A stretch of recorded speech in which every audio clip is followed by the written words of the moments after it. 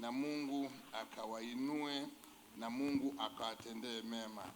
Nimefurahi sana kuwakuta mkiwa na nguvu na afya tele. Bwana asifiwe sana. Amen. Nilikuwa nikiangalia huko nje, ninaona mvua inanyesha. Amen. Na Mungu anasema hata nchi idumupo wakati wa kupanda na kuvuna, wakati wa kusi na hari, havitakoma. Tunapoona dalili kama hizo huwa tunazifurahia. Jina la Bwana libarikiwe. Neno moja fupi tu ambalo nitaka niwatie nguvu. Tuko katika mwezi Machi na kipindi cha Kwaresma. Hata katika kipindi hiki cha Kwaresma tukajifunze tu jambo moja zuri tu. Haleluya. Kufanya kazi kwa nini? Kwa bidii. Jina la Bwana libarikiwe. Katika ile Wathesaloniki wa pili, naomba msomaji wangu sura ya 3 mstari wa 12 anazungumzia masuala ya kazi. Ndio hilo tu nitaka kuleta wito. Tumeona siku hizi bei za mafuta zimepanda, na ilipopanda bei za mafuta kutokana na mambo yanayotokea huku Mashariki ya Kati, unakuta kwamba watu wanaumizana wao kwa nini? Wao kwa wao, hali imekuwa tete. Sasa sisi lazima tupate njia ya kujikinga kwayo, na kujikinga kwayo sisi sio tu haleluya kusema tunafanya maombi. Maombi ndiyo Mungu anasimama na sisi, lakini kuna kitu kikubwa ambacho tunatakiwa sisi tuwe nacho sana. Kitu kikubwa ambacho sisi tunatakiwa kuwa nacho, kuweka mkakati wa maksudi. Hebu sema mkakati. Lazima tuwe na mkakati wa maksudi.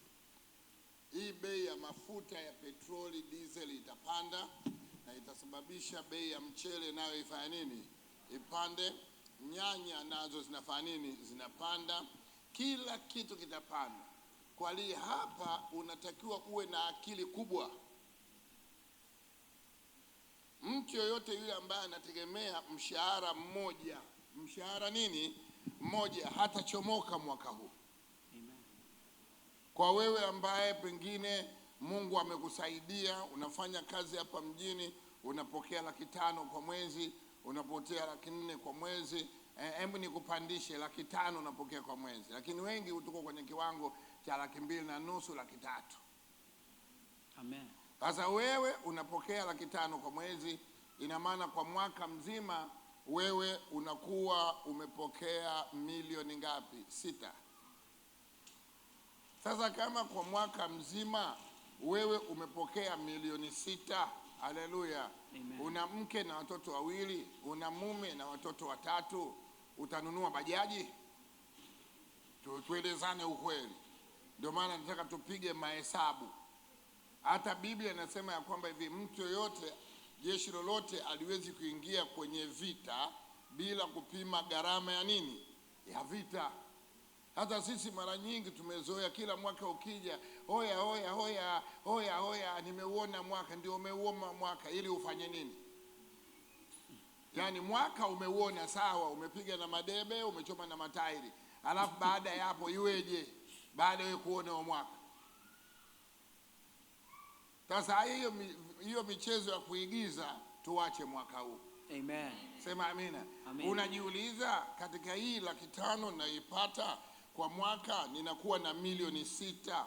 Milioni 6 hizi, nina mume na watoto wangu 2, nina mke na watoto wangu 2, tunaweza tukaishi nazo kwa hizi siku 360. Na ndio maana unakuta namba kubwa ya watu wameishia kwenye mikopo ya kausha damu. Na mikopo ya kausha damu inawaumiza watu huku, na kuambia sio masiara. Watu unaona wanameza panado, hana malaria, hana nini. Kausha damu inasumbua, marejesho yanasumbua. Lakini jina la Bwana libarikiwe. Amen. Mungu akiyaelewa haya yote, huyu Mungu unayemwomba na kumwambia kwamba Mungu, ninaomba unipe mkato wa kila siku. Mungu, naomba uwasaidie watoto wangu. Mungu, naomba ufanye ABCD. Huyo Mungu huyo anasema nitakubariki Dar es Salaam na nitakubariki shambani. Amina. Sasa hapo anaangalia, je, umefungua macho hapa Dar es Salaam jinsi uchomoke, na huko shambani, na maana kwenye kijiji cha mama yako una shamba? Au kwa nini usinunue shamba Mwanalumango wapi na wapi, miogo ulime? Amen. Lakini Mungu ameshasema nitakubariki Dar es Salaam na nitakubariki Kisarawe. Hakuishia hapo, sema amina. Amen. Nitabariki ng'ombe wako. Bahati mbaya ng'ombe huna, baraka imefanya nini? Nitabariki mbuzi wako, mbuzi huna, baraka imefanya nini? Nitabariki punda wako, punda huna, imefanya nini? Yaani maeneo yote ambayo Mungu ameainisha ili wewe uweze kufanikiwa, umeshindwa. Umeshindwa. Lakini andiko hili moja umelishika sana, nitabariki uzao wa tumbo nini lako. Hiyo umeshika kabisa hili. Sema amen. Kwa sababu hapo ni mambo ya chipsi tu na kufurahi na kurukaruka. Lakini ili uweze kufurahi huku mbele, ameainisha. Ina maana Mungu ametoa ajira zaidi ya 6. Sema amina. Amen. Kuna ajira utakayopata mjini na kuna ile utaitengeneza mwenyewe, unajiajiri mwenyewe, self reliance. Na hii ndio kitu ambacho Watanzania wengi sana yani tumekuwa mbali nacho. Wewe uwezo ukashangaa, hao unaoita matajiri, hao unaita ndio wenye uwezo, ushangai wanazidi kufungua biashara siku baada ya nini? Ya siku. Wewe ushangai mtu anagombea ubunge tangu uhuru mpaka leo hataki kuachia. Alafu na wewe mwenzangu mimi, yani umejikunja tu namna unasema inshallah Mungu atatoa mlango. Mlango upi? Mungu anasema abariki kazi ya mikono yako. Amina. Hata ndio nimetoa hilo andiko wa Thessalonike wa kwanza wa pili sura ya 3 mstari wa 12. Naomba unisomee vizuri. Ndio hili ninashuka tu kwenye ndege kasema nataka niwalipue hawa Kinyerezi hapa. Hapa niwafanya nini? Segelea hiyo, sema amina. Amen. Tena segelea mwisho, sema amina. Niwalipue hii ili waweze kuelewa kabisa, nijue na mimi nimeshuka Dar es Salaam. Bwana asifiwe sana. Nisomee pale. Kutoka kwenye kitabu cha Wathesalonike wa pili sura ya 3 mstari wa 12 na unasema, basi tuwaagiza hao na kuwaonya katika Bwana Yesu Kristo, watende kazi kwa utulivu na kula chakula chao wenyewe. Ni mimi anasema, Mungu anasema? Mungu anasema. Sasa rudia sasa hapo. Basi tuwaagiza hao na kuwaonya katika Bwana Yesu Kristo, na kuwaonya katika Bwana Yesu Kristo, watende kazi kwa utulivu na kula chakula chao wenyewe. Ndio agizo hilo nimekupa kwenye Kwaresma. Sema amina.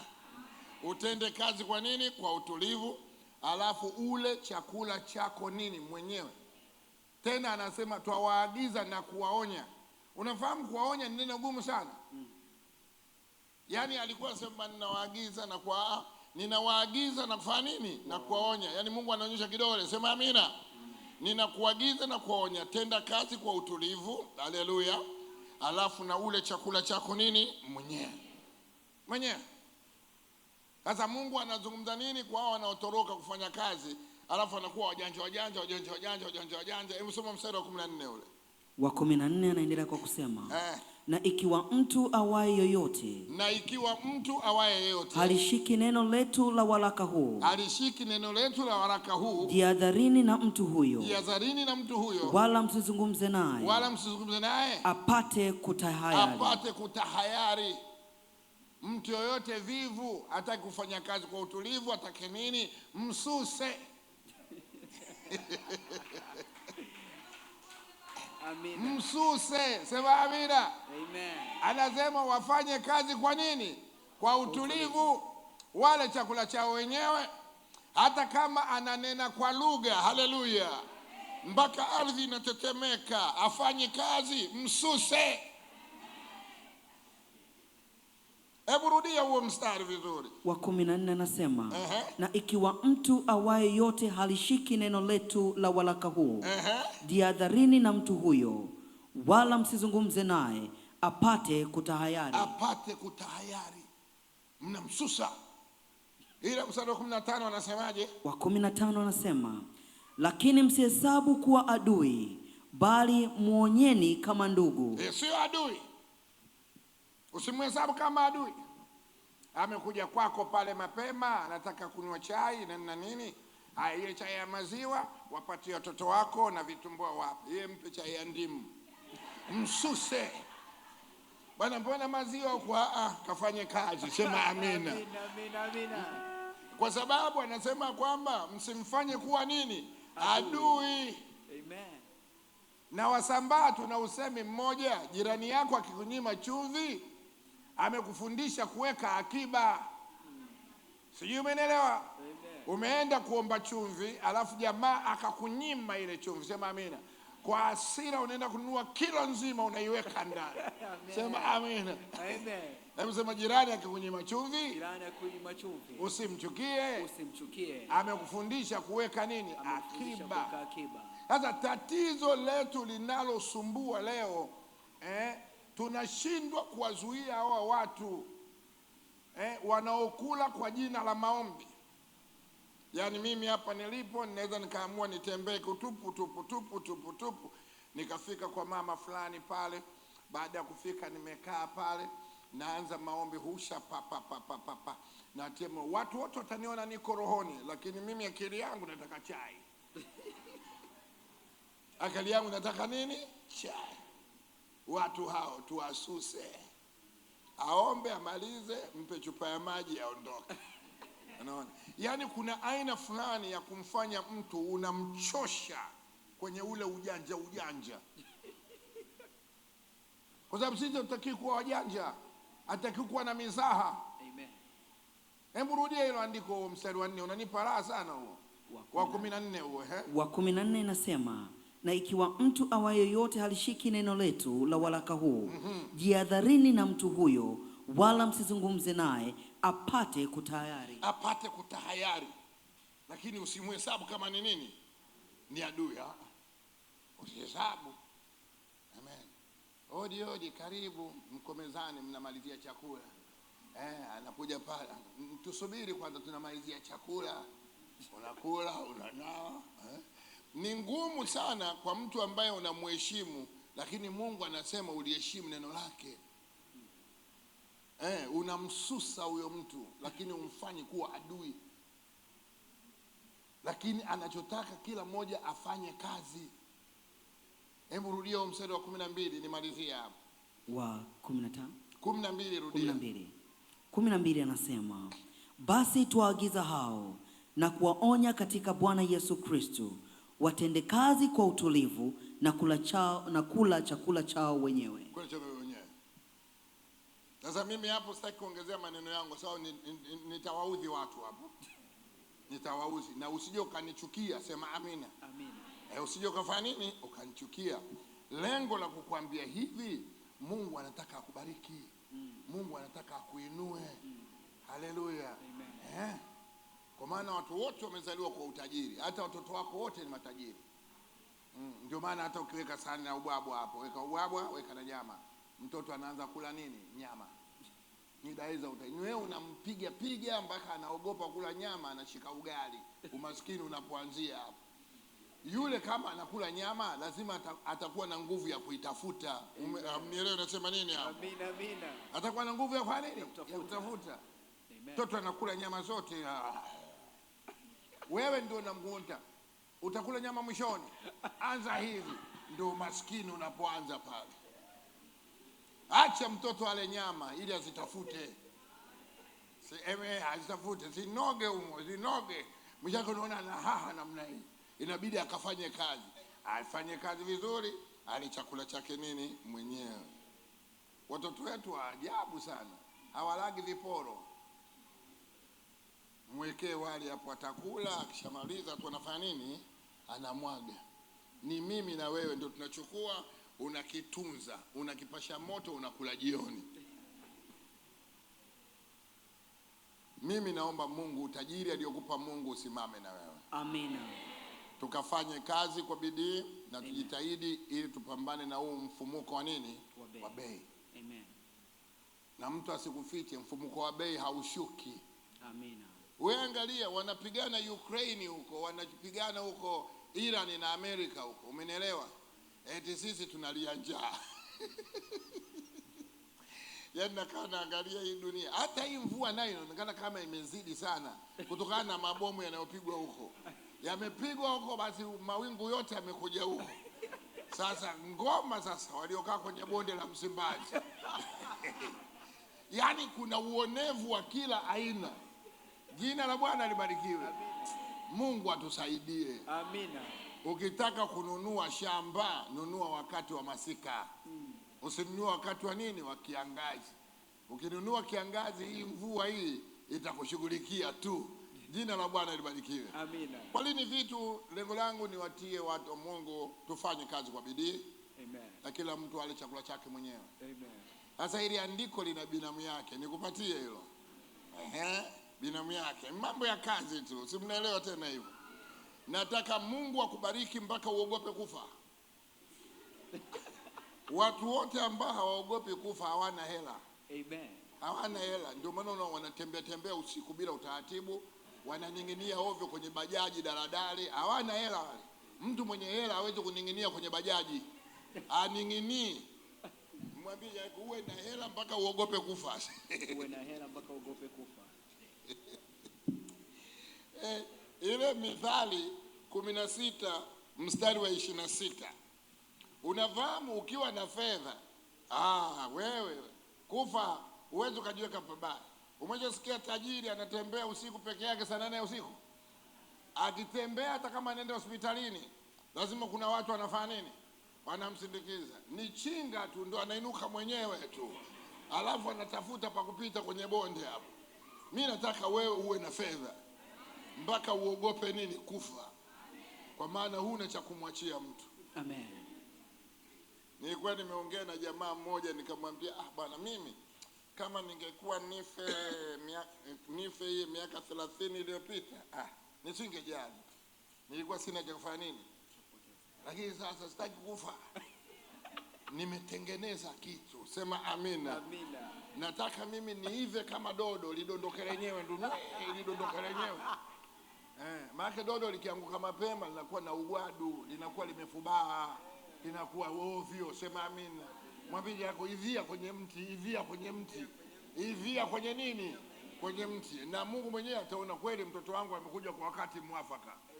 Si ndio maana kuna amri ya 6 inasema, ya 6 ya 7 usiue. Na wengi wanaosema mimi nataka kwenda mbinguni kupumzika, hawana hela. Tumia hizi hela zako hapa mpaka zieleweke. Ndio maana leo nakwambia hivi, fanya nini? Kazi. Ninakuudhi nini? Mimi sitaja kuombea, mchungaji wako ataombea hapa. Mimi nimekuja kuwapa mipasho tu, sema amina. Mimi nimekuja kuwapa mipasho. Amen. Amina. Toa mipasho, mchungaji ataomba, mimi siombi, sema amina. Ubarikiwe mpaka uogope nini? Kufa. Ukiinuka asubuhi ndio unaelewa. Wanafunzi wa Yesu walimuuliza Yesu, tufundishe kuomba. Akawapa msingi vizuri kabisa. Baba yetu uliye nini? Mbinguni. Ufalme wako nini? Uje. Hapo chini. Utulinde na yule nani? Mwovu. Kwa kuwa ufalme ni nini?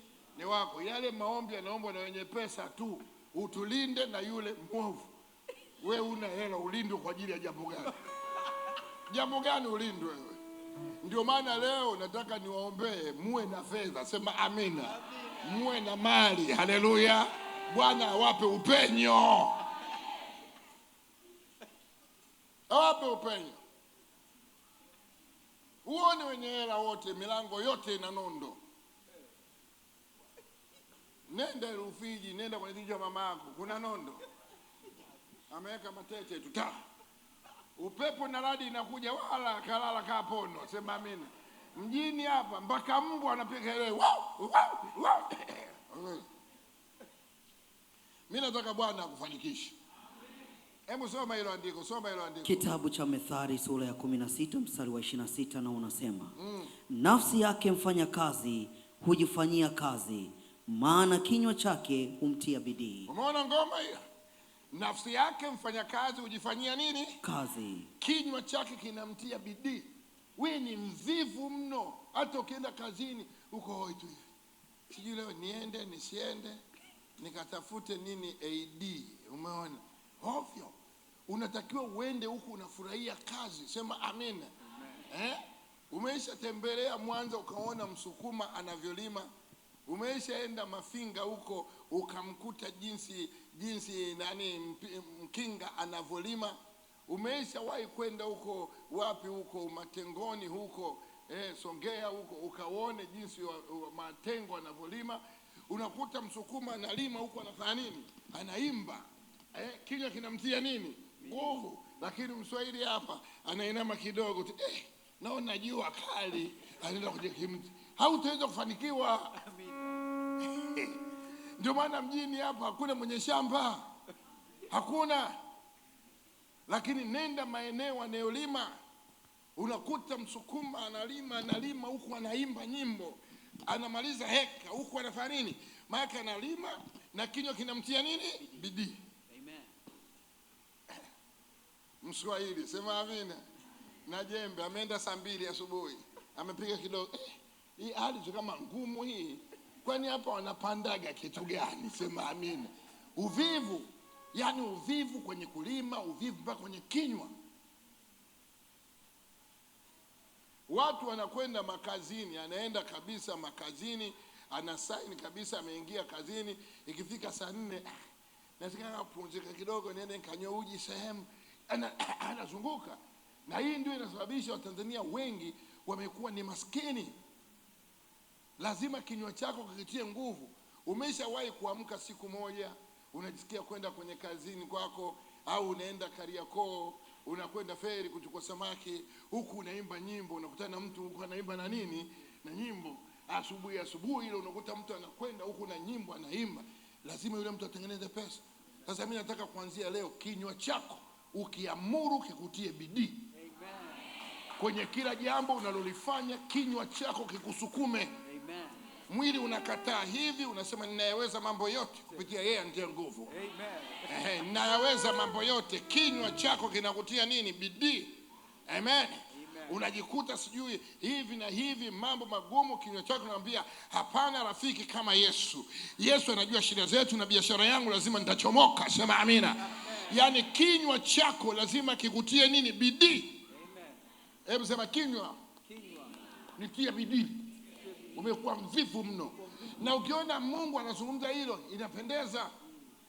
Siku moja nilikuwa nimetembea sehemu fulani, nikamwona polisi, ni askari yule, anatembea jinsi anavyotembea, anashika kiungu chake, kifua kiko mbele. Nikaona huyu jamaa kweli anaipenda kazi. Anaipenda kazi. Anaipenda. Usiwe kama mimi nilipokuwa shuleni, nilikuwa sipendi kabisa somo la hesabu. Na nilikuwa nachapwa sana. Yule mwalimu wangu sijui yuko hai hivi sasa, sema ni siku nyingi, miaka kama 30 imefanya nini? Imepita. Mwalimu Limo alikuwa ananichapa vibaya sana. Na ikitokea tu lazima atanikamata mimi. Sema amina. Chapa vibaya sana. Na hesabu kwa sababu nilikuwa siipendi na sikuwa na bidii kwenye hilo, nilishindwa vibaya nini? Sana. Lakini namshukuru Mungu, kuhesabu hela naweza. Weka hata milioni 200 hapa na kuhesabia kabisa. Sema amini. Hapo Mungu amenisaidia. Amenisaidia kuhesabu. Nafikiri zile fimbo zile, sema amina. Hata wakileta mahesabu mengine sijui unaweka hivi sijui hasi chanya watajua wenyewe, lakini ya kuhesabu hela hapana. Ndio maana lazima nataka ufanye biashara. Inawezekana wewe umeshindwa hesabu kama mimi, lakini ushindi kuhesabu hela kwenye genge. Sema amina. Hautashindwa. Kwenye genge utahesabu pesa. Sema amina. NMB watakuelewa. CRDB watakuelewa. Amina. Katika kila jambo unalolifanya nataka NMB kuelewa wewe upo. Amina. Amen. Kinywa kinakutia nini? Bidii. Bidii. Jina la Bwana barikiwe. Amen. Unaimba nyimbo zinazo nini? Zinazoeleweka na matukio. Kwa sababu kila nyimbo ukiimba zinaendaga na matukio. Usiseme unaimba na kuimba tu. Umesikia bwana? Nyimbo na matukio. Unakwenda kwenye shughuli zako. Uwezo kasa kaleni litembea, haiende na tukio la shughuli. Wamwendea Yesu kwa kusafiwa na kuoshwa. Unalima, unafanya kazi, sema amina. Hapo uwezo kasa kaleni litembea, utalima, sema amina. Wamwendea Yesu kwa kusafiwa na kuoshwa kwa damu ya kondoo. Huku na hesabu pesa, sema amina. Kuoshwa kwa damu. Nyimbo zinakwenda na matukio. Sasa wewe unaenda kwenye kazi, unaenda kwenye biashara. Kana mimi usiku tena utakusanya hela hapo. Tafuta nyimbo inayotosha kwenye tukio hilo. Ninawaona mnakwenda kuwa matajiri. Mimi nimewaeleza hivi kuwatia moyo. Na Bwana akikufanikisha tu usisahau kuwaheshimu wazazi. Heshimu wazazi, hasa baba yako na nani? Na mama yako. Na uzito mkubwa uweke kwa mama. Kwa maana Biblia inasema ya kwamba shika sana sheria ya nani? Ya mama yako, usahau mausia ya nani? Baba huwa anatoa ushauri kwa maana anahitaji kuhakikishiwa wewe ni mtoto wake. Sema amina. Anatakiwa kuhakikishiwa, lakini mama hahitaji kuhakikishiwa. Amen. Kwa maana alikupakata akakunyonyesha, lakini baba inabidi afanye nini? Hakikishiwe. Ndio maana ameambiwa kutoa ushauri. Maana unaweza ukatoa wosia kumbe sio wa kwako. Sijui umenielewa? Ni mama amesema, sema amina. Amesema shika sana sheria ya mama yako. Shika sana sheria ya mama yako. Usahau mausia ya nani? Na baba, Mungu ametupa neema kubwa ya kutoa ushauri mzito, sema amina. Amen. Na ushauri wetu unaleta mafanikio na unainua nguvu za kiuchumi. Amen. Na hakuna mtu yote ambaye amemdharau mama yake akafanikiwa. Kwa maana yeye ndiye aliyekupangisha nyumba ya kwanza duniani. Nyumba ya kwanza ambayo ulioishi ulipangishiwa na baba yako, na wakati mwingine baba alitoroka akulipa kodi, sema amina. Lakini mama akahakikisha umekaa kwenye pango hilo mpaka umejifungua, na hivi ni tumbo la mama yako. Anasema tumbo la mama naliheshimu.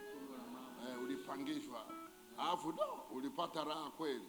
Manake uko ndani ya tumbo hakuna jiko, sema amina.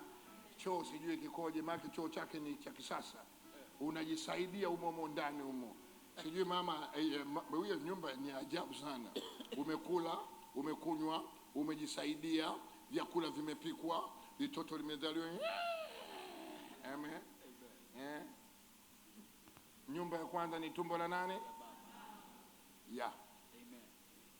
Na bajaji ya kwanza ulioipanda ni mgongo wa mama yako. Napita kwenye bonde la Msimbazi, bajaji inapita tu, sema nini?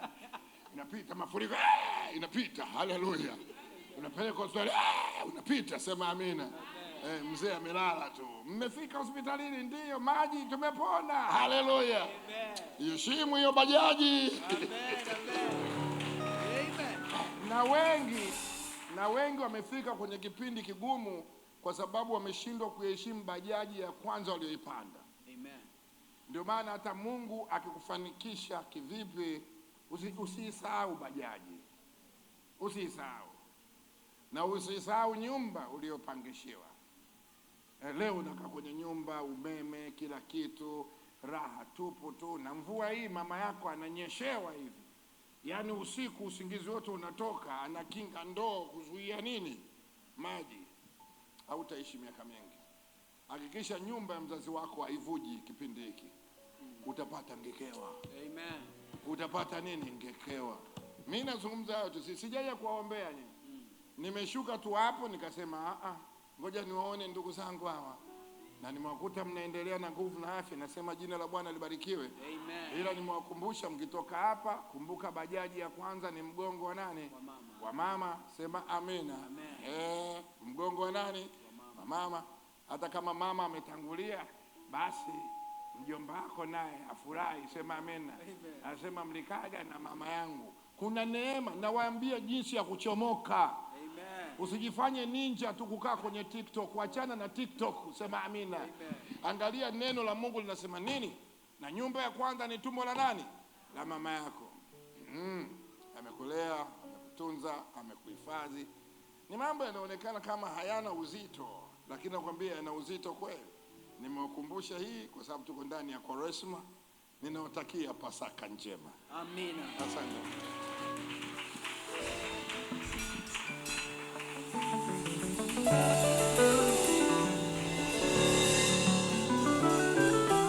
Amen. Makofi mengi kwa Baba tafadhali. Imekuwa ni baraka kweli kweli. Basi naamini umebarikiwa na umepokea. Huyu ni mzee wa wisdom kama tunavyoelewa, na mzee wa mipasho aka, sawa? Kwa hiyo pokea hiyo, itakusaidia.